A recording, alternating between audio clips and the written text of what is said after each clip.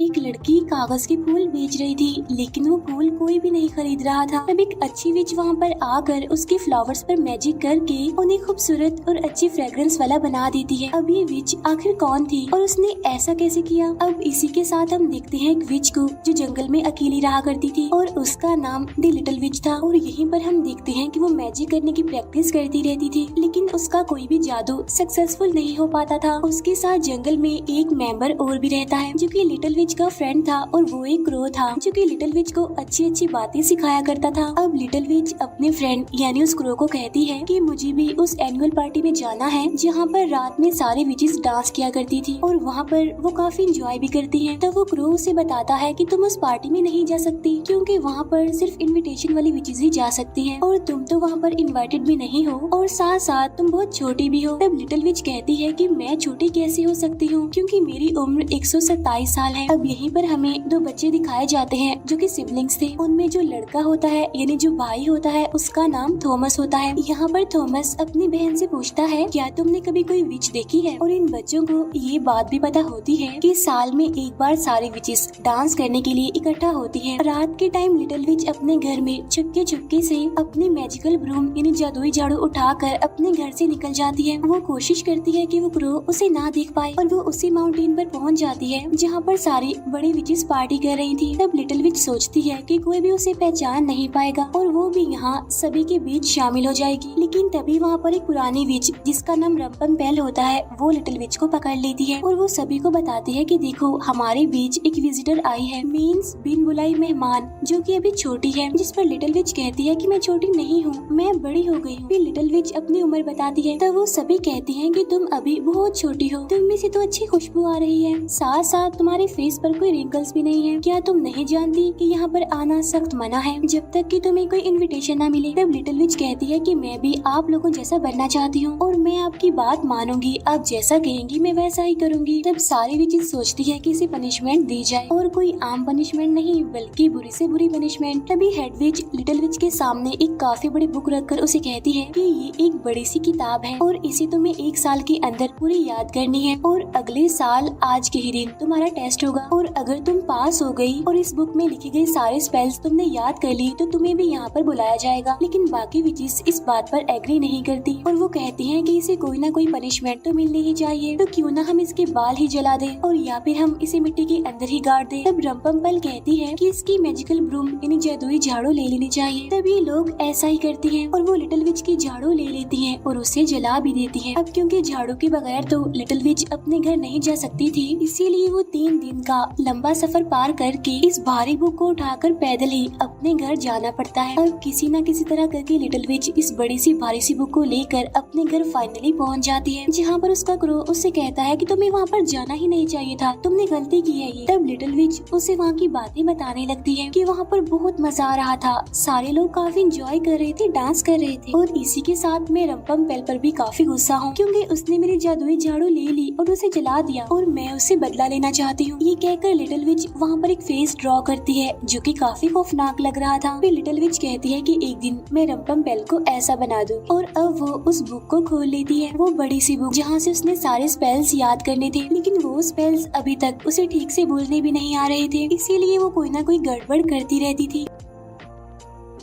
फिर एक दिन वो जंगल में देखती है कि कुछ औरतें छोटी लकड़ियां जमा कर रही हैं और वहाँ हवा ना चलने की वजह से वो औरतें काफी परेशान भी थीं। तब ये देखकर लिटिल विच अपना मैजिक करती है जिससे वहाँ पर काफी तेज हवा चलने लगती है, जिससे होता ये है कि छोटी लकड़ियाँ वहाँ पर आकर गिरने लगती हैं और एक जगह पर इकट्ठा हो जाती हैं। लेकिन तभी वहाँ पर जर्नल पहुँच जाता है जो उन औरतों को कहता है कि तुम ये लकड़ियाँ कहीं पर भी नहीं ले जा सकती। तब लिटिल विच उस पर भी मैजिक कर देती है जिससे वो जर्नल अब कह देता है कि तुम ये सारी लकड़ियाँ ले जा सकती हो। तब लिटिल विच उस जर्नल को कहती है कि तुम मुझे मेरे घर पर छोड़ दो। अब उस जर्नल के ऊपर इतना मैजिक हो चुका था कि वो लकड़ियों को भी अपने पीछे उठा लेता है और साथ साथ विच को भी। जब लिटिल विच घर आती है तो वो क्रो से कहता है कि तुम्हें ऐसा करना नहीं चाहिए था, तुमने उन औरतों की हेल्प की तो ये तो अच्छी बात है, लेकिन इसका मतलब ये नहीं कि तुम उस जर्नल से बदला भी लेती। अब क्योंकि लिटिल विच के पास उसकी जादुई झाड़ू नहीं थी, इसीलिए वो मार्केट में जाती है नई झाड़ू खरीदने के लिए, जहाँ वो बाजार जाकर बहुत सारी चीजों बच्चों को नोटिस करती है। वहीं पर उसे ब्रूम की एक शॉप मिल जाती है। वहाँ वो देखती है कि छोटी बच्ची यानी थॉमस की बहन खड़ी हुई है, जिसकी मदर के पास कैंडीज दिलवाने के पैसे नहीं थे। इसीलिए पहले लिटिल विच अपने लिए ब्रूम पसंद करती है और साथ साथ वो कुछ कैंडीज भी खरीद लेती है। और जब थॉमस की सिस्टर अपनी पॉकेट चेक करती है तो उसमें से कैंडी निकलती है और ये देखकर उसे समझ नहीं आती कि आखिर उसके पास ये कैंडी कहाँ से और कैसे आई। वहीं पर लिटिल विच एक लड़की को देखती है जो कि कागज के फूल बेच रही थी। वो लड़की उसे बताती है कि ये फूल कोई भी नहीं खरीद रहा है और तभी लिटिल विच उन फ्लावर्स पर मैजिक करके उन्हें खूबसूरत और अच्छी फ्रेग्रेंस वाला बना देती है, जिससे उस फ्लावर्स वाली लड़की के सारे फूल बिक जाते हैं। और ये देखकर लिटिल विच बहुत खुश होती है। और अब यहाँ पर उसके पास अपनी झाड़ू भी आ चुकी थी, इसीलिए वो उस ब्रूम का यूज करके उड़ के अपने घर जाती है। उधर थॉमस और उसकी सिस्टर अपना रास्ता भूल गए थे जंगल में और इसीलिए वो लिटिल विच के घर भी पहुँच जाते हैं। तब वो दोनों बच्चे उसे पहचान कर कहते हैं कि ये तो मार्केट वाली लड़की है। तब लिटिल विच खाने के लिए उन्हें बहुत अच्छी अच्छी चीजें देती है। और तब थॉमस की सिस्टर उससे यहाँ पर पूछ लेती है कि क्या तुम विच हो, यानी क्या तुम चुड़ैल हो। तब थॉमस अपनी बहन को कहता है कि तुम्हें उससे ऐसी बात नहीं पूछनी चाहिए थी। और तब लिटिल विच यहाँ पर उन्हें अपना मैजिक करके दिखाना शुरू कर देती है। तब वो बच्चे उसका मैजिक देखकर बहुत खुश हो जाते हैं और बाद में वो लिटिल विच से अलग अलग चीजें करने के लिए कहते हैं। तब लिटिल विच वो सारी चीजें उन बच्चों को करके दिखाती है और साथ साथ वो अपने घर की हर एक चीज से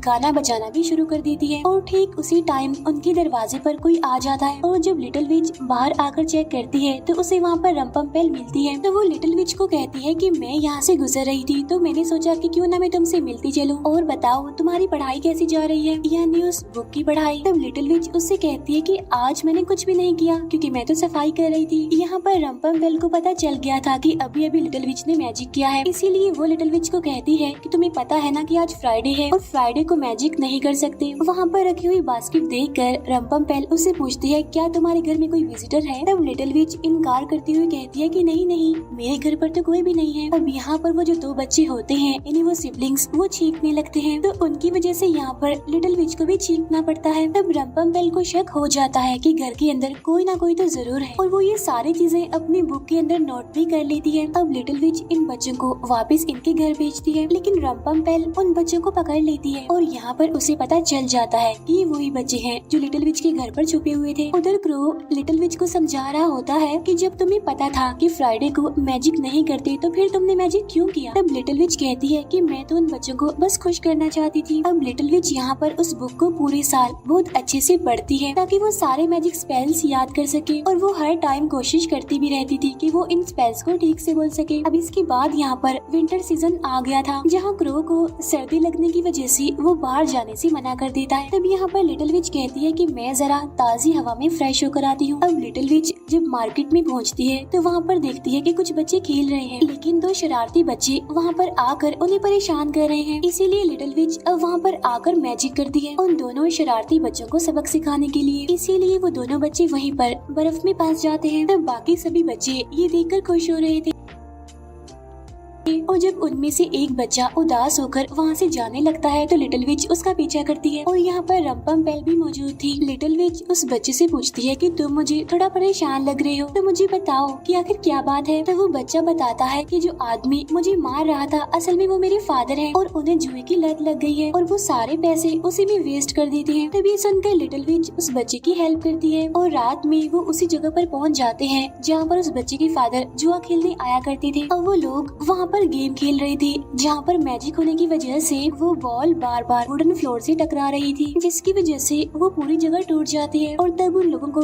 धक्के देकर वहाँ से निकाल दिया जाता है जिनमें उस बच्चे के फादर भी शामिल थे। तब वो बच्चा अपने फादर की हेल्प करता है। तब यहाँ पर उसके फादर को भी रियलाइज हो चुका था कि उसने अपने बच्चे को गलत ही डांटा था। अब ये चीज रंपम्पेल भी नोटिस कर रही थी कि जो लिटिल विच है वो तो एक अच्छी विच है, सबके साथ अच्छा करती है, खुश करती है, सबको भलाई करती है सबके साथ। जब लिटिल विच अपने घर पहुँचती है तो उसे हर जगह पर कैंडल जलती हुई दिखाई देती है और इसी के साथ उसे वहाँ पर केक भी नजर आता है। अब ये सब कुछ उस क्रो ने किया था क्योंकि आज लिटिल विच का बर्थडे होता है और आज वो पूरे 128 सालों की हो गई थी। फिर एक दिन रंपम्पेल लिटिल विच के घर की बाहर आती है जहाँ पर वो लिटिल विच को इनविटेशन देती है एनुअल पार्टी में आने के लिए। साथ साथ वो उसे ये भी कहती है कि तुम्हें याद है ना कि तुम्हारा टेस्ट है। तब लिटिल विच उससे कहती है कि जाकर बता दीजिएगा, मैं बिल्कुल तैयार हूँ, पूरी तैयारी के साथ बताऊंगी मैं, और मैं एक अच्छी विच बनकर दिखाऊंगी। और आज वो दिन आ चुका था जिस दिन लिटिल विच का टेस्ट होने वाला था, और वो एक ऐसी केव में जाती है जहाँ पर कोई भी नहीं था, और तभी वो आवाज लगाती है कि मैं पहुँच गई हूँ। और तभी यहाँ पर बाकी सारी बड़ी विचेस भी आ जाती है और उससे कहती है क्या तुम तैयार हो। इसके बाद वो लिटिल विच को अलग अलग मैजिक करने के लिए कहती है, जहाँ पर उसे सारे मैजिक याद थे। बगैर बुक की हेल्प लिए उसने सारे मैजिक करके दिखाए, जिससे सारी की सारी विचेस काफी खुश हो जाती हैं। और तभी रंपम्पेल कहती है कि मैंने पूरे साल इस लड़की पर नजर रखी है, ये तो एक अच्छी विच है, लोगों के साथ भलाई करती है, लोगों की हेल्प करती है, और इसकी उम्र भी अभी ज्यादा नहीं हुई है और ना ही फेस पर रिंकल्स आए हैं। तब यहाँ पर हेड विच लिटिल विच को कहती है कि ये तो तुमने बहुत बड़ी गलती की है, क्योंकि तुम लोगों की हेल्प नहीं कर सकती हो, क्योंकि जो लोगों की हेल्प करती है वो बुरी विच होती है। तब लिटिल विच अपनी सफाई में कहती है कि अगर मैंने लोगों की हेल्प कर दी तो इसमें बुराई क्या, और ये बात मुझे आज से पहले बताई भी नहीं गई थी कि भलाई करना विचेस के लिए मना होता है। अब इसी वजह से लिटिल विच की सारी मैजिकल पावर्स खत्म होने वाली थी। तो तभी रंपम्पेल कहती है कि अगर तुम बचना चाहती हो तो तुम्हारे पास सिर्फ एक ही ऑप्शन है कि वो जो दोनों बच्चे हैं, इन्हीं थॉमस और उसकी सिस्टर, उन्हें तुम्हें पत्थर का बनाना होगा और तभी तुम जाकर हम में से एक बन सकती हो। तब लिटिल विच ऐसा करने के लिए मना कर देती है और वो बड़े गुस्से में अपने घर आ जाती है, जहाँ पर वो अपने फ्रेंड इन्हीं क्रो को भी बुरा भला कह देती है और ये भी कह देती है कि अगर तुम यहाँ पर ना होती तो अच्छा होता, क्योंकि तुमने ही मुझे अच्छा बनना सिखाया था। ये कहकर वो उस क्रो को अपने घर से बाहर निकाल देती है।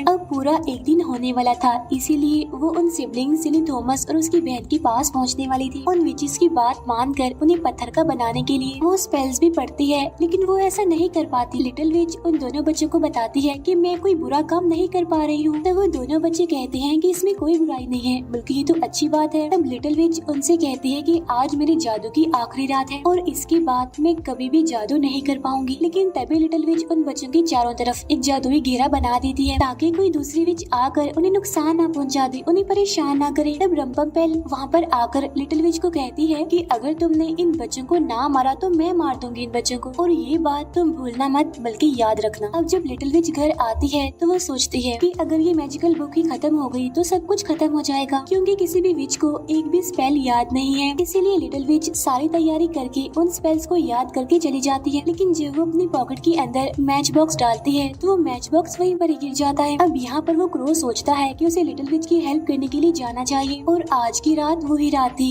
जिस रात सभी विचेस मिलकर डांस करती थी। अब लिटिल विच वहाँ पर आकर जादू करने लगती है। वो सभी की ब्रूम एक साथ बोन फायर में डाल देती है और इसी के साथ वो सारी मैजिकल बुक्स को भी बुला लेती है और उन्हें भी वो बोन फायर में डाल देती है। लेकिन उसके पास मैच बॉक्स नहीं था और एक मिनट के लिए वो भी स्पेल्स बोलने लगती है और इसी वजह से सारी विचेस उस पर भारी पड़ने लगती है। लेकिन तभी यहाँ पर लिटिल विच हेड विच को एक फ्रॉक में बदल देती है। अब यहाँ पर वो सारी विचेस हंस तो रही थी, लेकिन रंपम्पेल वहाँ से गायब हो जाती है। अब यहाँ पर वो क्रो भी पहुँच चुका था लिटिल विच की हेल्प करने के लिए वो मैच बॉक्स लेकर। अब लिटिल विच अपना मैजिक करके वहाँ की सारी विचेस को फ्रॉक में बदल देती है। उसे अपनी गलती का एहसास होता है और वो अपने क्रो को गले से लगाती है। और अब जैसे ही वो बड़े से बोन फायर को आग लगाने ही वाली थी कि तभी उसे रंपम्पेल मिल जाती है, जिसे लिटिल विच हमेशा से ही एक अलग जानवर बनाना चाहती थी। और फाइनली लिटिल विच उस पर अपना मैजिक करके उसे खौफनाक से जानवर में बदल देती है। इसके बाद लिटिल विच उस बोन फायर में आग लगा देती है, जिससे सभी की मैजिकल ब्रूम्स और वो बुक्स भी जल जाती हैं और वो सारी विचेस जो कि फ्रॉग बन गई थी वहाँ से दूर भाग गई थी। अब लिटिल विच और उसका फ्रेंड क्रो वहाँ पर अकेले ही थे, जो कि अकेले ही इस जगह पर एंजॉय करने लगते हैं, डांस करने लगते हैं। अब लिटिल विच इतनी ज्यादा खुश होती है कि वो पूरी रात वहाँ पर डांस करती रहती है और कहती है कि अब यहाँ पर कोई भी बुरी विच नहीं आएगी। इसके बाद हम देखते हैं कि लिटिल विच अपने क्रो को भी मैजिक करना सिखा रही थी और इसी के साथ ये मूवी यहीं पर एंड हो जाती है।